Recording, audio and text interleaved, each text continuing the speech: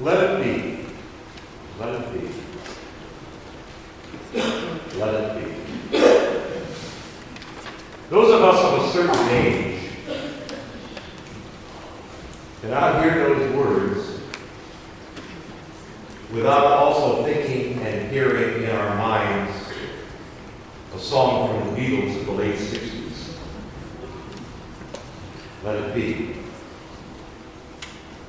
Paul McCartney sang those words spoken to him to soothe his troubled heart, words telling him to let go of his anxious mind and just let the future unfold as it will. For it'll be all right. Let it be. That's not exactly what Mary, Mother of our Lord, was saying, but it's very close. Let it be to me according to your word, Mary says. And with that, she surrenders to the purpose God has for her. And that exquisite moment of loving trust, that moment of her let it be in the face of every uncertainty, that moment has inspired artists and musicians for 20 centuries who struggled to express the beauty of Mary's heart.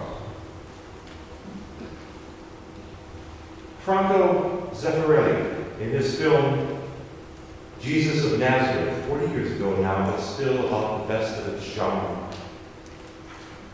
Zeffirelli, to picture that scene of the angelic visitation of Mary by the angel Gabriel, he pictures Mary asleep. When a gust of wind opens a high window, and that is the scene, just as Zeffirelli portrayed it. It's from the film. Mary is asleep, a gust of wind opens a high window, and she's startled and a little frightened, and she gets up and she begins to pray, and as she prays, her face changes, and her body bends low as in reverence. And a tear forms in her eyes, and she looks into the light streaming through the window, and into the light she says, "Be it done to me, as you have said. Be it done to me, as you have said." And there's wonder and beauty in that moment. And tears might well sting our eyes too, for in that moment we see something we want, or not something we want, something we truly need on a very deep level. This trust. This surrender in love to the love who wants each of us. For Mary abandons control of her future to this love, this mysterious God who calls her. And in that moment, she shows us what human life actually is and what it also can be. In all its hope and in all its crazy uncertainty, twists, and turns. For look at Mary. What will happen to her? She doesn't know. What will people say about her? Some will think her mad, others defiled. She can only hope for some kindness, but she has no control over that. And what of her would-be husband? What will he do? Discard her? Again, she can only hope for understanding. She certainly cannot demand it. And what of her child? What will become of him? Blessedly, she doesn't know. She's told he will be great. They'll call him the Son of God. He will restore his people. But she does not know.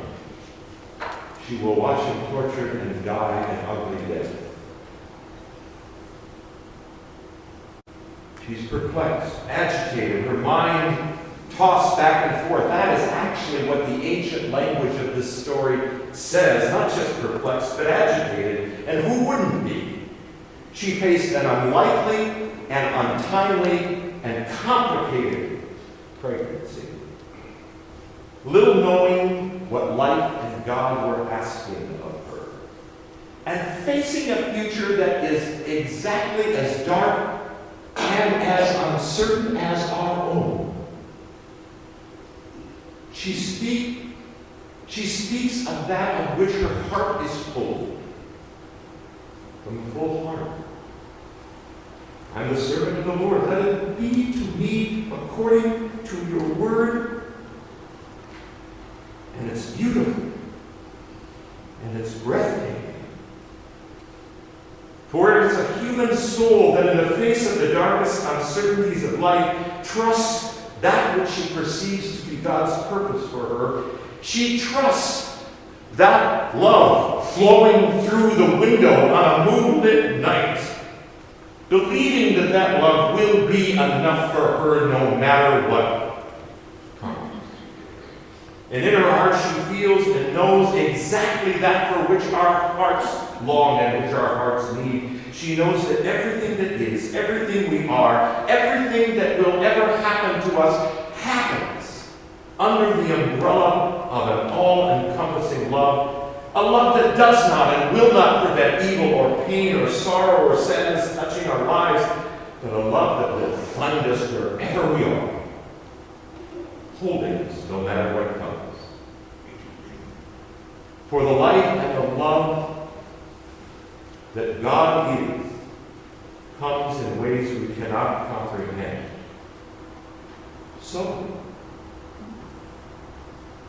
let it be. Mary shows us the way.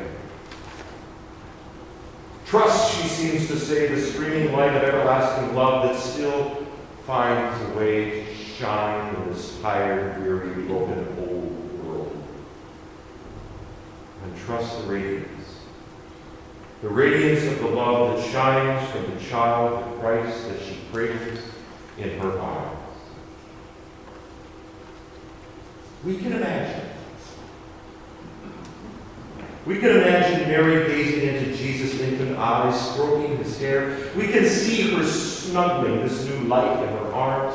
We can feel the profound love and the fearful responsibility that every parent experiences as they hold their infants.